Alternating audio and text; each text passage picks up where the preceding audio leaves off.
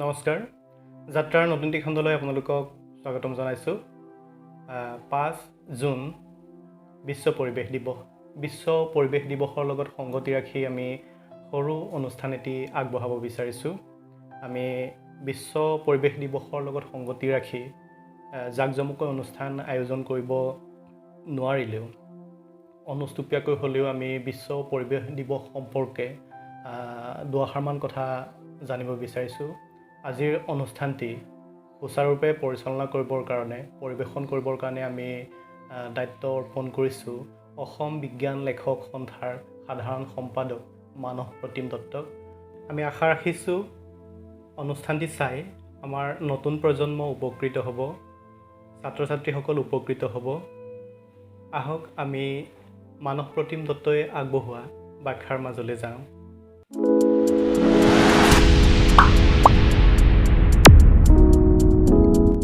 নমস্কাৰ আমি যেতিয়া পৰিৱেশৰ কথাটো আলোচনা কৰোঁ তেতিয়া আমি প্ৰথমে উভতি যাব লাগিব 1869 চনলৈ 1869 চনত আৰ্নেষ্ট হেকেল নামৰ বিজ্ঞানীজনে পৰিৱেশো যে এক অধ্যয়নৰ বিষয় সেই কথাটো দাঙি ধৰিছিল আৰু তেখেতে এই বিষয়বস্তুৰ নাম দিছিল ইক'লজি বা যাক আমি অসমীয়াত কওঁ বাস্তৱ বিদ্যা বা পৰিৱেশ বিদ্যা ইক'লজি শব্দটো গ্ৰীক ভাষাৰ দুটা শব্দ ঐকোছ আৰু লগছৰ সমষ্টি ঐকোছ মানে হ'ল বাসস্থান আৰু লগছ মানে হ'ল অধ্যয়ন অৰ্থাৎ বাসস্থানৰ বিষয়ে অধ্যয়ন কৰা যি পদ্ধতি যি অধ্যয়ন ব্যৱস্থা সেয়াই হ'ল পৰিৱেশ বিদ্যা বা বাস্তৱ বিদ্যা এতিয়া এই পৰিৱেশো যে এক সংৰক্ষণৰ কাৰণ সেই কথাটো কিন্তু তাৰ বহু বছৰৰ পাছত 1972 চনত ষ্টকহোমত অনুষ্ঠিত মানৱীয় পৰিৱেশৰ যি অভিৱৰ্তন তাত প্ৰথমবাৰৰ বাবে প্ৰস্তাৱ হিচাপে লৈ সেই গুৰুত্ব সম্পৰ্কে আলোচনা কৰা হৈছিল আৰু 1973 চনত 5 জুন তাৰিখটো সমগ্ৰ বিশ্বত বিশ্ব পৰিৱেশ দিৱস হিচাপে পালন কৰাৰ বাবে ঘোষণা কৰা হয় এই 5 জুন তাৰিখটো বিশ্ব পৰিৱেশ দিৱস হিচাপে পালন কৰাৰ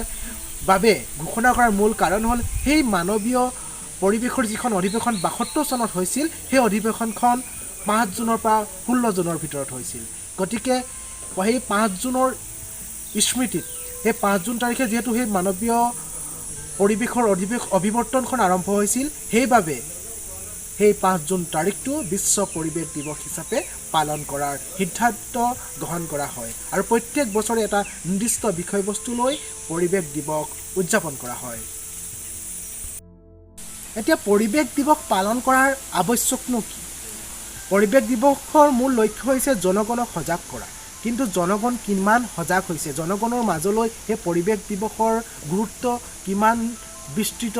হৈছে সেই কথা বৰ্তমান সময়ত কিন্তু এক বিশাল প্ৰশ্নবোধক পৰিৱেশ দিৱস মানে গছপুলি ৰোপণ এই চিন্তাৰ মাজত বৰ্তমান প্ৰজন্মটো বহু সময়ত আবদ্ধ হৈ থকা যেন অনুভৱ হয় পৰিৱেশ আৰু দিৱসৰ সৈতে হয় গছপুলিৰ এক ওতঃপ্ৰোত সম্পৰ্ক আছে আমাৰ অক্সিজেনৰ ভঁৰাল স্বৰূপ সেই গছপুলিসমূহ কিন্তু গছপুলিৰ লগতে পৰিৱেশৰ প্ৰত্যেকটো উপাদানৰে সংৰক্ষণৰ বাবে আমি প্ৰকৃততে কাম কৰিছোঁনে আমি পৰিৱেশৰ বাবে গছপুলি যিদৰে ৰোপণ কৰোঁ সেই একেদৰে থলুৱা চৰাইসমূহ সংৰক্ষণৰ বাবে আমি কাম কৰিছোঁনে সেই কথাটো কিন্তু বৰ্তমান সময়ত অতিকে প্ৰাসংগিক আমি চৰাই সংৰক্ষণ কৰিব লাগিব আমি গছ সংৰক্ষণ কৰিব লাগিব আমি গছপুলি ৰোপণ কৰিব লাগিব কিন্তু বতৰৰ আৰ্দ্ৰতা উষ্ণতা নোচোৱাকৈ যেতিয়াই তেতিয়া কেৱল 5 জুন বুলিয়ে গছপুলি ৰুম সেইটো কথাও নহয় আমি বতৰ অনুযায়ী যিকোনো সময়ত গছপুলি ৰুই পৰিৱেশ সংৰক্ষণৰ যি আমাৰ ওপৰত নৈতিক দায়িত্ব আহি পৰিছে সেই দায়িত্বৰ প্ৰতি আমি সেৱা আগবঢ়াব পাৰোঁ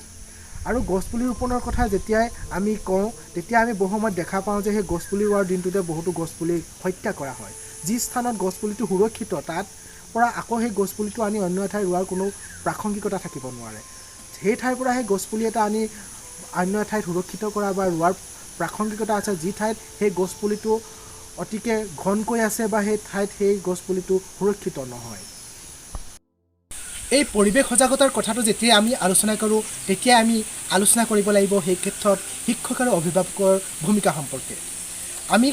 কেইদিনমানৰ পিছত আমি হঠাতে মানুহৰ মনত পৰিৱেশ সংৰক্ষণ চেতনাৰ বীজ ৰোপণ কৰিব নোৱাৰোঁ তাৰ বাবে আমি শৈশৱৰ পৰা জনা হোৱাৰ পৰাই সেই পৰিৱেশ সংৰক্ষণৰ প্ৰতি পৰিৱেশ সংৰক্ষণৰ ভাৱনাৰ প্ৰতি সেই তেওঁলোকৰ মন মগজুত সেই মননত সেই সংৰক্ষণ চেতনা বীজ ৰোপণ কৰিব লাগিব তদুপৰি আমি বিজ্ঞান আৰু পৰিৱেশ বিজ্ঞানৰ বিশেষকৈ পৰিৱেশ বিজ্ঞানৰ কথাবিলাক শ্ৰেণীকোঠাৰ ভিতৰত পাঠদান কৰি থাকিলে কেতিয়াও শিকিব নোৱাৰিম। তাৰ বাবে আমি শ্ৰেণীকোঠাৰ বাহিৰলৈ গৈ শ্ৰেণীকোঠাৰ বাহিৰত ব্যৱহাৰিকভাৱে আমি সেই জ্ঞান আহৰণ কৰিবলৈ চেষ্টা কৰিব লাগিব। এতিয়া সেই শিক্ষক অভিভাৱকৰ সেই দায়িত্বৰ উপৰিও আমি যেতিয়া এজন শিক্ষাৰ্থীক কি শিকাওঁ, আমি গছপুলিৰ কথা কেতিয়াবা শিকাওঁ, পৰিৱেশৰ বিষয়ে শিকাওঁ, কিন্তু আমি এটা দিন অন্ততঃ সিহঁতক পৰিৱেশৰ লগতে আমি আকাশ চাবলৈ শিকাব পাৰোঁ, আমি পৰিৱেশৰ উপাদানসমূহ অধ্যয়ন কৰিবলৈ শিকাব পাৰোঁ, আমি পৰিৱেশৰ উদ্ভিদবিলাকৰ প্ৰাণীবিলাক চৰাইবিলাক চিনাক্তকৰণৰ বাবে এটা দিনত আমি এটা শ্ৰেণী ৰাখিব পাৰোঁ। সেই শ্ৰেণীটোত আমি পৰিৱেশৰ মাজলৈ লৈ গৈ পাঠদান প্ৰদানৰ জৰিয়তে তেওঁলোকক ব্যৱহাৰিক জ্ঞান প্ৰদান কৰিব পাৰোঁ। কেৱল আমি শ্ৰেণীকোঠাৰ ভিতৰত সেই পাঠ প্ৰদান কৰি তেওঁলোকৰ মননত কিন্তু সেই প্ৰকৃতি সংৰক্ষণৰ চেতনাৰ বীজ ৰোপণ কৰিব নোৱাৰিম। ইয়াৰ উপৰিও আমি যিদৰে আমাৰ লগৰ ল'ৰা ছোৱালীৰ নাম, পিতৃ মাতৃৰ নাম বা শিক্ষাগুৰুৰ নাম বা বিশিষ্ট ব্যক্তিসকলৰ নাম নজনাটো আমি আমাৰ বাবে লাজৰ কথা বুলি ভাবোঁ, সেই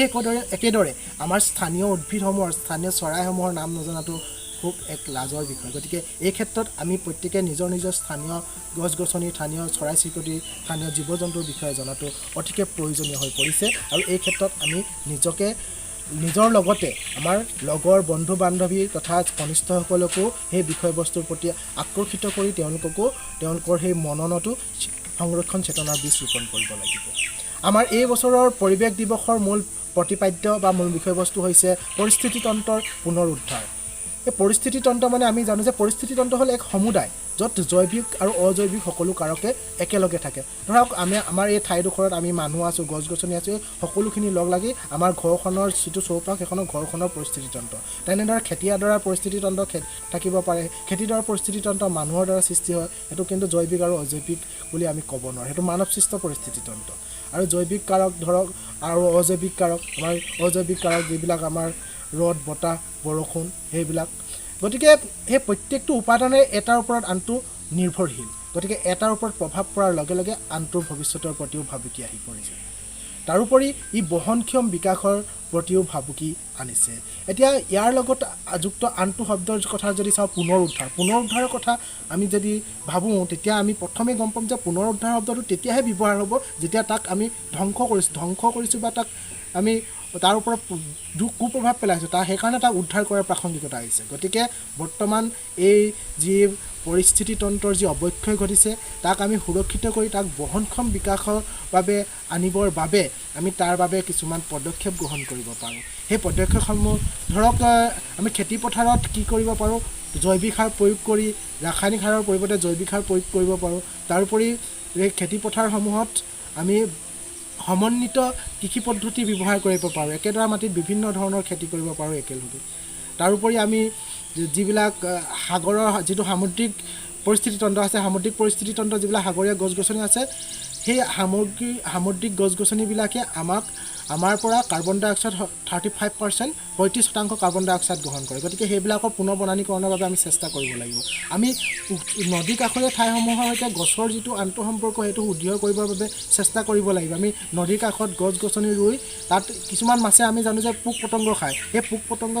বসবাস কৰিব পৰা তেনেকুৱা গছ যদি আমি নদী কাষত ৰুওঁ, তেনেহ'লে সেই থলুৱা মাছসমূহ সুৰক্ষাৰ প্ৰতিও এক যুগান্তকাৰী পদক্ষেপ হ'ব বুলি আমি ভাবিব পাৰোঁ। গতিকে আহক আমি কেৱল কথা কয় নহয়, আমি বহুত কথা ক'লোঁ, আনক বহুত উপদেশ দিলোঁ,